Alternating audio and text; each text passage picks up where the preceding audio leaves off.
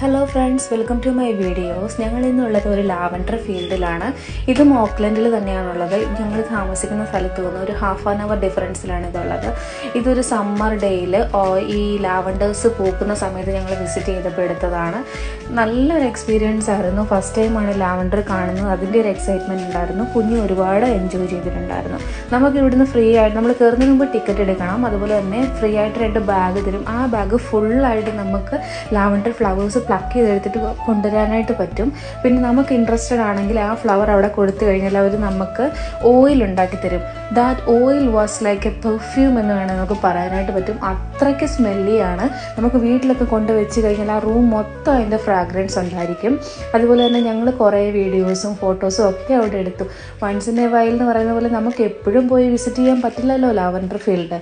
ഞങ്ങൾ ഒരുപാട് എൻജോയ് ചെയ്തു. ഞങ്ങൾ 3 പേരും ഒരുപാട് എൻജോയ് ചെയ്തൊരു ടൈമായിരുന്നു.